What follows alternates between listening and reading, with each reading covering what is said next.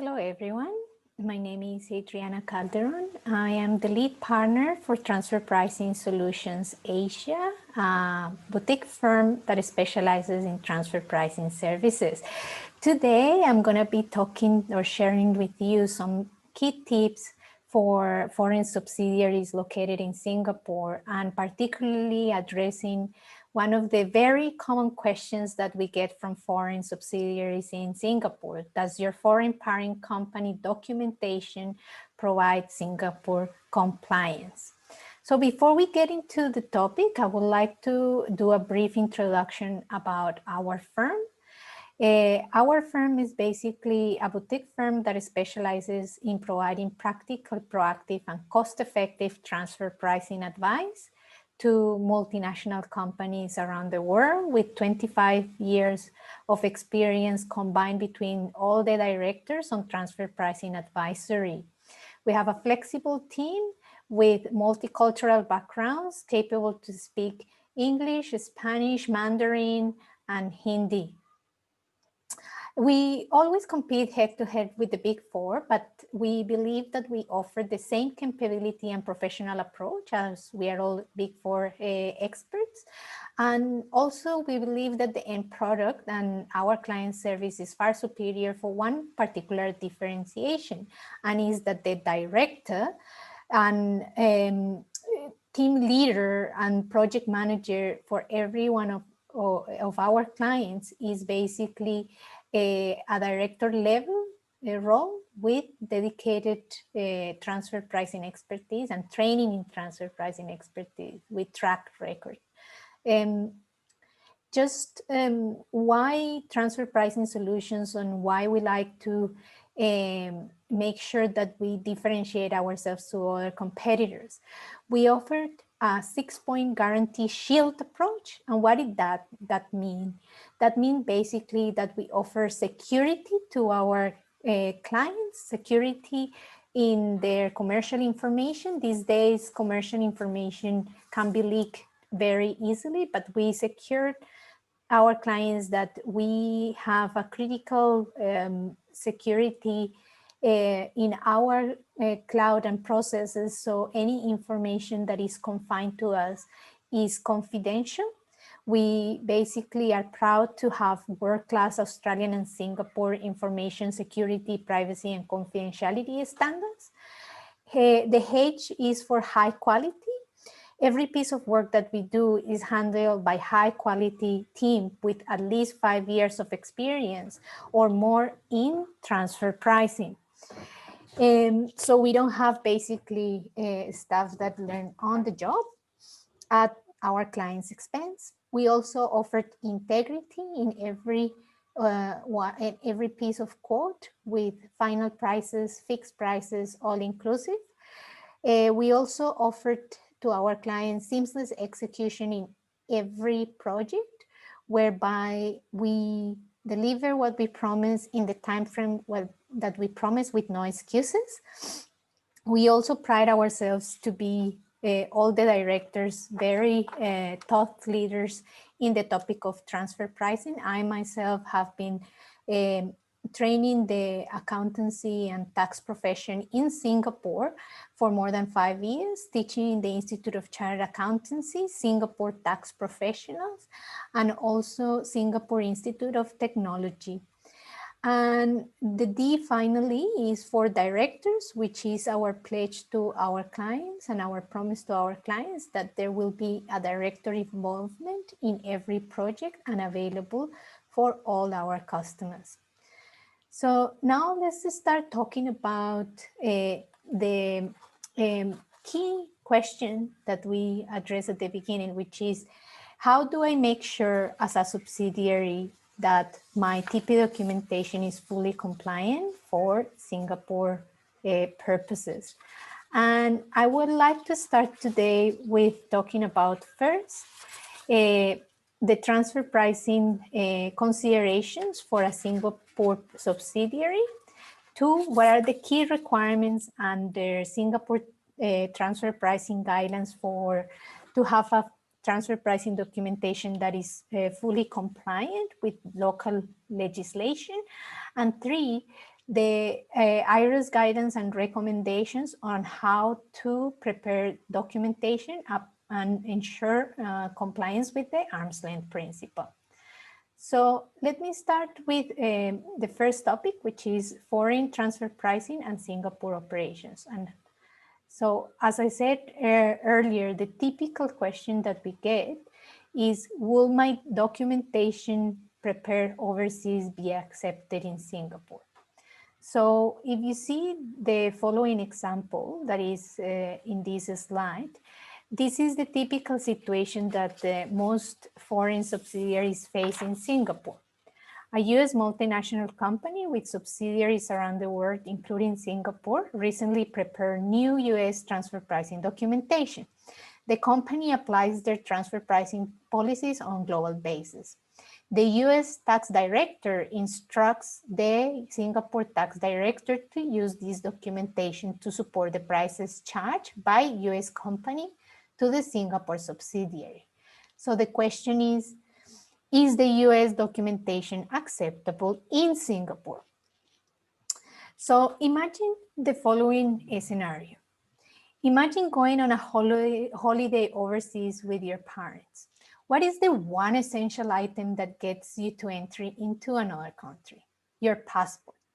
Even whilst traveling with your parents, would the immigration officer accept your entry into the country by only accessing your parents' passport? Clearly, the answer is no. You must present your individual passport comprising your unique passport number, photo, and other identification details. So the same concept is applied with transfer pricing documentation. You may have documentation prepared by your parent company with information of the overall business operation and supply chain, but does the transfer pricing documentation reflect your business operations and circumstances in detail? And that's the question that we want to address today. There are really several reasons as to why having a transfer pricing documentation prepared by your parent company may not meet the Singapore transfer pricing requirements. For that, we will have to look into the detail on what are the requirements in Singapore.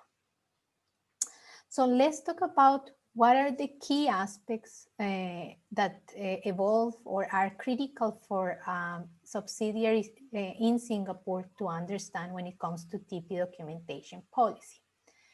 Point number one is adherence to Singapore laws and regulations. So one common question that we get asked by the foreign subsidiaries is, does transfer pricing documentation draft the obligation to comply with the arm's length principle in Singapore? So one very critical misunderstanding or misalignment is to think that the documentation obligation drives the obligation to comply with the arm's length principle. In Singapore, the arm's length principle applies to all Singapore taxpayers that entered into a control transaction. And the control transaction could very well be between Singapore taxpayer and cross and overseas related parties, but it could also be between Singapore taxpayer with other entities within Singapore that are part of or subject to preferential tax rates. Why? Because when there is domestic operations and two Singapore taxpayers dealing or entering into related party transactions, there could also be a risk to the revenue or tax leakage when one of the Singapore taxpayer is subject to a tax incentive. So say, for example, company A in Singapore is taxed at the common rate of 17%, and it entered into a transaction with another taxpayer in Singapore with a preferential rate of 10% or 0%. In those scenarios, the arm's length principle will also apply because our legislation is drafted in such a way that the arm's length principle applies to all Singapore taxpayers that entered into a controlled transaction. So that's why that's something to be wary of, because domestic transactions may be subject to transfer pricing and to adhere to the arm's length principle. So most countries have local transfer pricing regulations in place that require taxpayers to analyze and document their intercompany transactions. This is really or legislation, local transfer pricing legislation is now implemented in all countries in Southeast Asia and Asia. I believe there is very, I will say non-existent countries that do not have transfer pricing documentation. So Singapore is not different.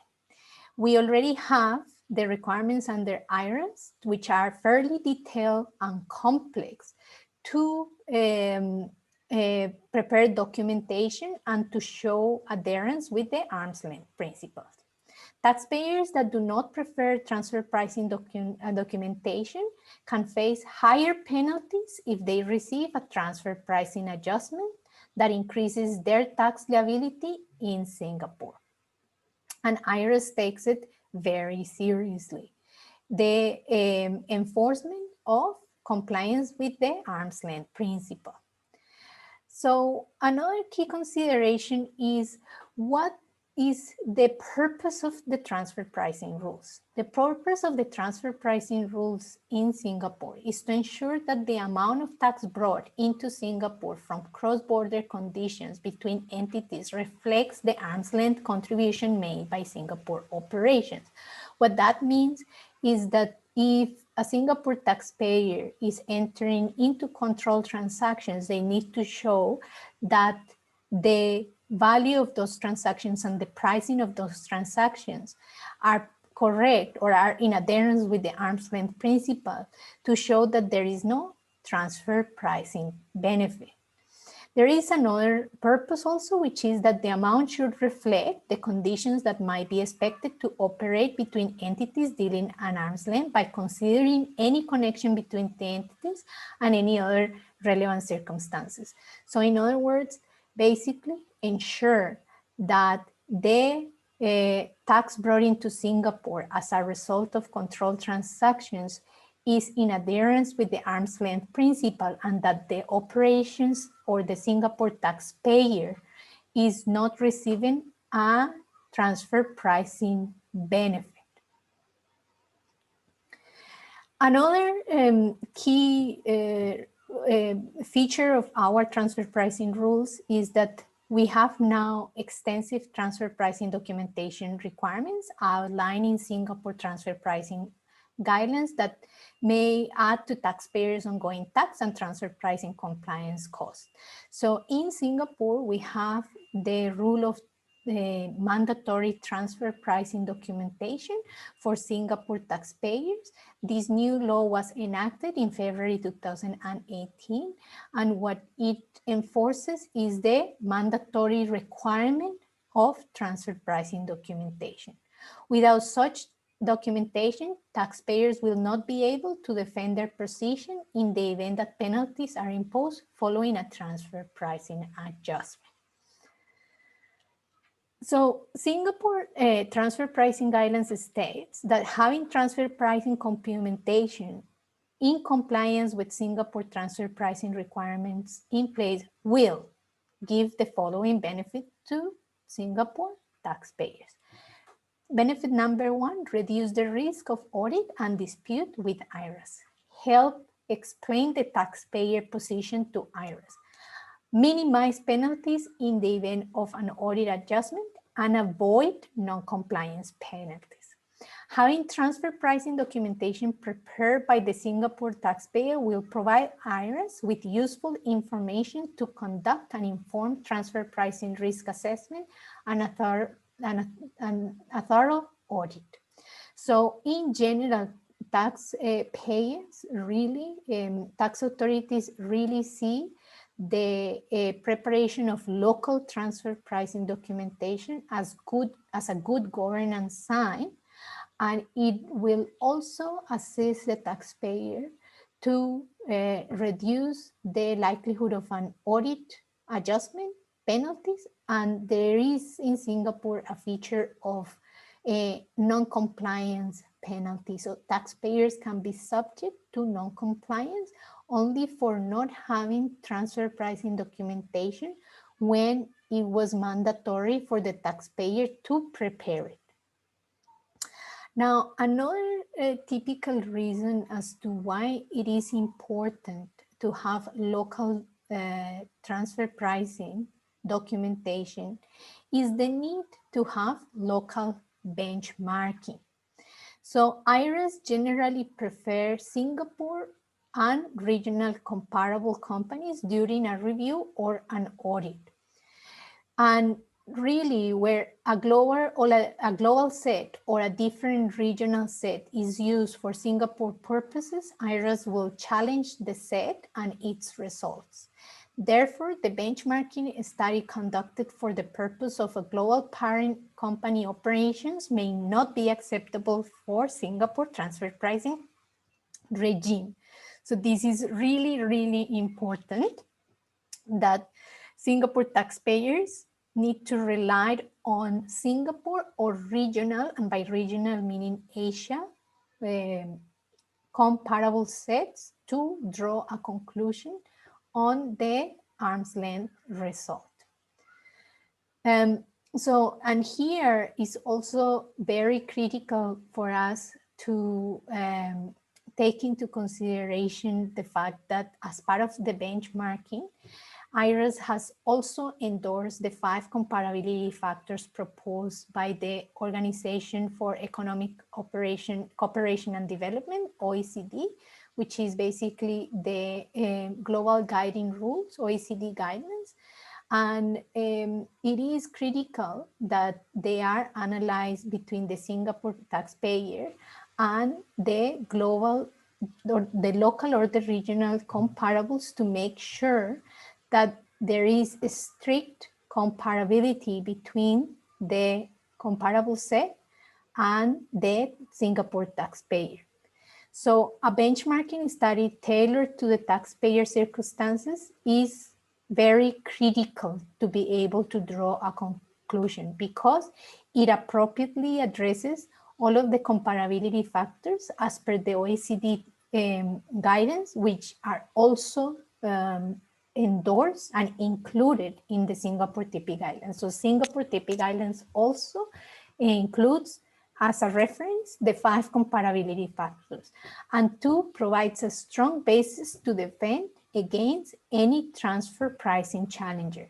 So that's why critical and key is to have a benchmarking study tailored to a taxpayer's circumstances. Another critical reason why Singapore taxpayers need a local transfer pricing documentation is for penalty protection and reduce the risk of an audit. Having a transfer pricing documentation prepared for the compliance of a country other than Singapore may lead to enormous tax consequences and penalty payments in Singapore. Taxpayers seeking penalty protection will be need to keep contemporaneous documentation in respect of conditions that are both material and relevant to their transfer pricing position for the relevant income year in Singapore. So it is very, very important to reduce the risk of an audit or a TP adjustment, and for penalty protection to have a documentation that really supports Singapore taxpayer tax position and addresses the circumstances and the features of the Singapore taxpayer based on the local industry or the regional industry and the particular circumstances that are not the same as it is in the US or Europe. Also, failure to prepare TP documentation contemporaneously in Singapore in accordance with Singapore transfer pricing requirements will prevent accessing lower penalties if the taxpayer receives a transfer pricing adjustment that increases the tax liability in Singapore. So the Singapore taxpayer will be subject to a surcharge if there is no contemporaneous documentation being prepared, will prevent the taxpayer for performing any year-end and retrospective adjustments. So if the taxpayer doesn't have contemporaneous documentation and there is a need to do an adjustment in the current year or in future years for past years, the fact that the taxpayer doesn't have contemporaneous documentation will straight away give IRS a reason to reject the possibility of adjustments, and will also prevent to request assistance from tax authorities in case of double taxation issues. So failure to prepare contemporaneous documentation cannot be remedied later because we cannot unmake the past. We cannot do contemporaneous documentation 3 years after the year end and the tax return has been submitted. That is not contemporaneous documentation. Contemporaneous documentation is documentation prepared at the time of entering into the cross or control transaction or by the lodgement of the tax return at the latest. If the documentation is prepared after the lodgement of the tax return, it will not be considered contemporaneous anymore, and that's why it cannot be fixed at a later stage, or it cannot be fixed whenever the IRS requests for it, because there will always be an email sent in the documentation that shows the evidence where the documentation was finalized. And we get asked this a lot by taxpayers in Singapore. Relevance to local operations. Locally prepared transfer pricing documentation represents the local operations accurately whilst meeting the local transfer pricing requirements. This means that the transfer pricing documentation will include an overview of the Singapore business operations, the industry in which the Singapore entity operates, information on the local competitor, customers, and suppliers. So all of these items need to be relevant to the local operation. If they are addressed on a global basis, it doesn't really show any evidence of relevance to the Singapore taxpayer. The local transfer pricing documentation provides the IRS with access to the financial information of the business and compare it with the Singapore market, disclosing details of the Singapore operations only, as opposed to the global business operations, will render IRS less likely to prove further. So it is very important that the documentation has relevance to the local operations. If you have a global documentation that says Singapore only once, that really means that the documentation is not relevant and doesn't really describe the situation and the specific circumstances of the Singapore taxpayer. So just to finalize, what are IRS recommendations?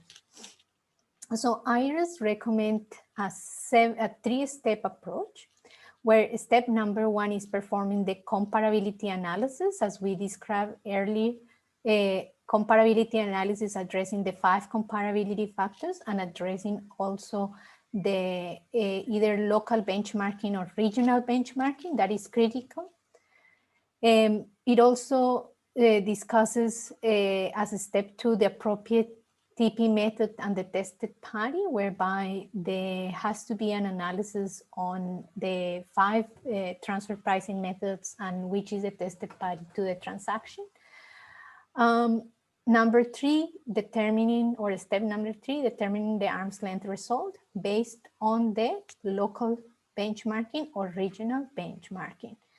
Also, the transfer pricing guidelines address 3 final key things. One is that even for the local transfer pricing documentation, there has to be some level of analysis about the group, and that is called group level analysis, which is very similar to the master file, and what addresses is basically the key overview of the group relevant to Singapore. So this is a typical misunderstanding because a lot of taxpayers think that in Singapore you only have to focus on the Singapore taxpayer, and actually Singapore transfer pricing documentation is in a 2-tier approach, whereby 1 Tier 1 is the group level analysis, and Tier 2 is the entity level analysis that focuses on the Singapore taxpayer. And as we said earlier, contemporaneous TP documentation is key, and contemporaneous means at the time of entering into a transaction or ready by the lodgement of the tax return. And IRS is very focused on this point. They have mentioned as a requirement in the legislation that every transfer pricing documentation needs to be dated at the time of completion, and it needs to be dated at the time that it was completed either by the taxpayer or the consultant. So this is why the timing is critical to be able to claim that the documentation is contemporaneous, and that ensure that IRS will accept it. And lastly, it is important, obviously, to understand the benefit and risk, to weigh up the convenience of retaining a transfer pricing documentation prepared by the parent company versus the consequences of non-compliance, which we already spoke earlier. What are the consequences of not having a TP documentation that is fully compliant with the Singapore transfer pricing guidelines, and what are some of the issues that can arise when the local operations do not prepare TP documentation that has relevance to Singapore operations.